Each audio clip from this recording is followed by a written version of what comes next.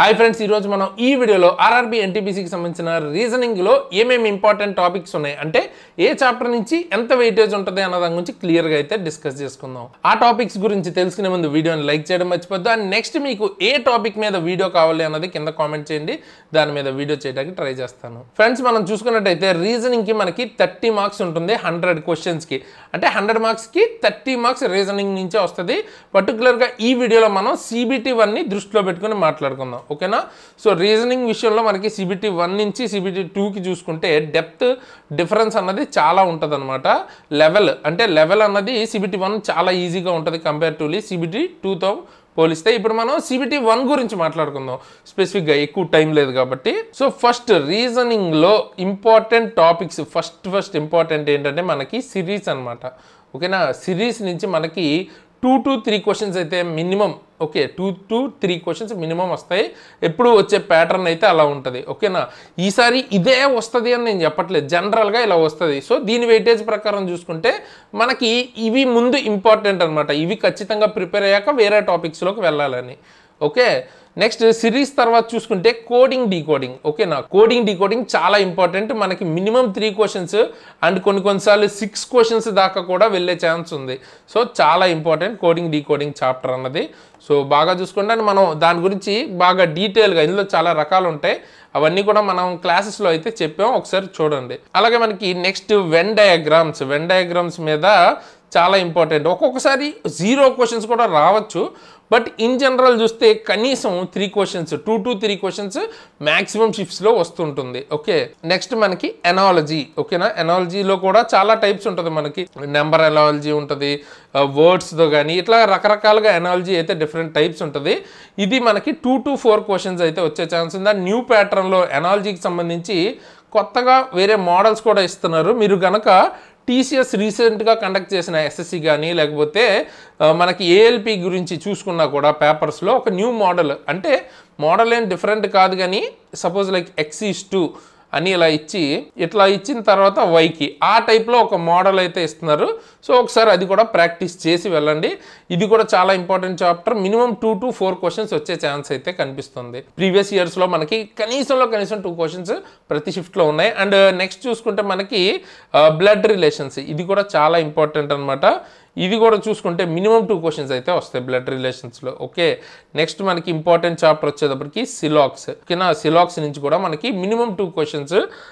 ఒక దానిలో ఏంటంటే మీకు 3 స్టేట్మెంట్స్ ఇస్తారు. సో అలా చేయాలి అని, ఇంకో దానిలో 2 స్టేట్మెంట్స్ ఇచ్చి అలా కూడా ఇవ్వచ్చు. అండ్ మీరు ఇక్కడ ఈ 2 సాల్వ్ చేసి ఆ రిజల్ట్తో మనం దీన్ని కంపేర్ చేసుకోవాలన్నమాట. ఆ టైప్లో చేయాలి. సేమ్ ఇది ఒకటే, జస్ట్ మీరు ఏంటంటే ఇంకో స్టెప్ పెరుగుతుంది.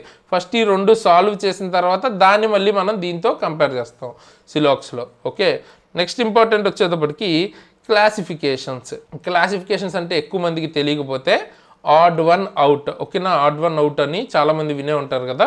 సో దీని మీద 2 to 3 క్వశ్చన్స్ అయితే మినిమం వస్తాయి. ఓకే, సో మనకి నెక్స్ట్ ఇన్ఈక్వాలిటీస్. ఓకేనా? ఇన్ఈక్వాలిటీస్ అంటే తెలియకపోతే ఇప్పుడు మీకు ఇన్ఈక్వాలిటీస్లో కూడా చాలా మోడల్స్ ఉంటాయి. లైక్ కొన్ని మోడల్స్ చూసుకుంటే మనకి ఇక్కడ స్టార్ ఇచ్చి క్యూ ఇస్తే ఈ స్టార్ ప్లేస్లో ప్లస్ తీసుకోమని, ఇక్కడ డాలర్ ఇస్తే సమ్ గ్రేటర్ అని, ఇలాగా ఏదైనా ఉండొచ్చు. సో ఇన్ఈక్వాలిటీస్ మీద కూడా ఒక్క క్వశ్చన్ అయితే మినిమం ఎక్స్పెక్ట్ చేయొచ్చు. ఓకే, నెక్స్ట్ మనకి క్లాక్స్ మీద లాస్ట్ టైం అయితే ఉంది.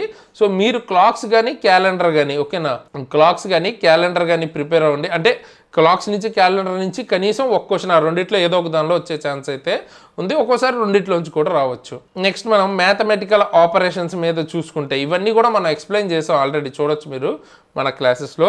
సో దీని నుంచి కూడా మినిమం ఒక క్వశ్చన్ అయితే ఎక్స్పెక్ట్ చేయొచ్చు. ఓకే, ఇవి మనకి ఆల్మోస్ట్ కన్ఫర్మ్గా చదవాల్సిన topics. And next meaningful word, అంటే ఇది మనం ప్రిపేర్ అయ్యేది ఏమి ఉండదు. మ్యాక్సిమం మనకి ఏంటంటే 4 అక్షరాలను ఇచ్చి దాంతో ఎన్ని మీనింగ్ఫుల్ వర్డ్స్ చేయొచ్చు ఇట్లాంటివి అడుగుతుంటారు.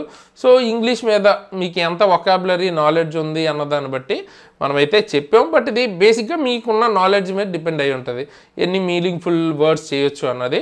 సో దాని నుంచి ఒక క్వశ్చన్ అయితే వస్తుంది. And next order and ranking. Okay, order and ranking మీద ఒకటి, రిపీటెడ్ సిరీస్ అంటే లైక్ BB ఇలా డాష్ ఇచ్చి C ఇట్లా ఉంటాయి చూసారా, ఆ సిరీస్ మీద ఒక క్వశ్చన్. సో ఇలాంటి ఎక్స్పెక్ట్ చేయొచ్చు. అలాగే డైరెక్షన్స్ మీద 1 to 2 క్వశ్చన్స్, మినిమం 1 క్వశ్చన్ అయితే ఎక్స్పెక్ట్ చేయొచ్చు.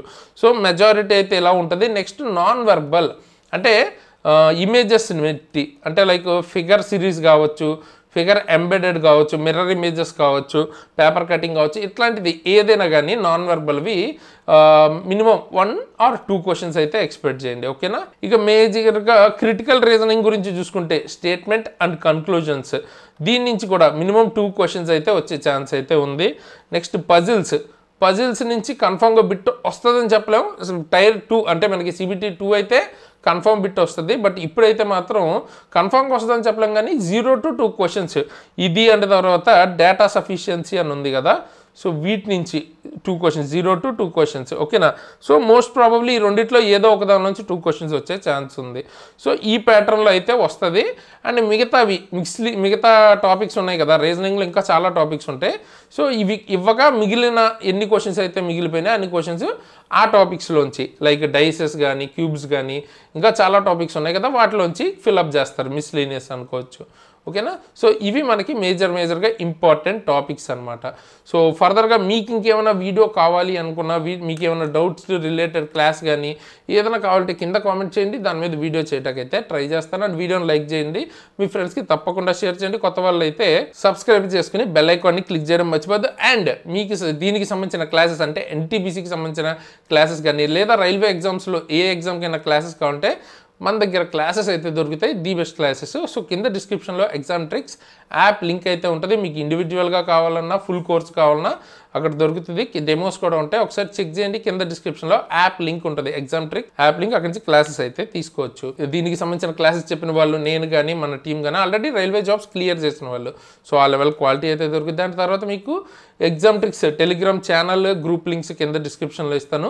ఫర్దర్గా మీకు ఏమైనా అప్డేట్స్ కావాలనుకుంటే అక్కడి నుంచి తెలుసుకోవచ్చు. అండ్ నా పర్సనల్ ఇన్స్టాగ్రామ్ ID కూడా నేను ఇస్తాను, కావాలంటే మీరు అక్కడి నుంచి నేను పర్సనల్గా ఫాలో అవ్వాలనుకుంటే ఫాలో అవ్వచ్చు. అండ్ NTPC ఎగ్జామ్ ఎప్పుడు జరిగే ఛాన్స్ ఉంది ఆల్రెడీ నేను వీడియో అయితే చేశాను, ఎండ్ స్క్రీన్లో ఇస్తాను, చూడని వాళ్ళు తప్పకుండా చెక్అవుట్ చేయండి.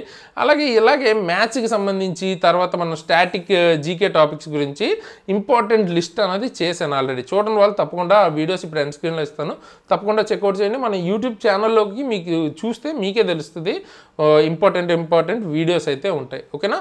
సో ఈ వీడియోకి ఇంతగా ఇలాంటి మంచి వీడియోస్ ముందుకు మళ్ళీ వస్తున్నంత వరకు సైనింగ్ ఆఫ్ తేజస్.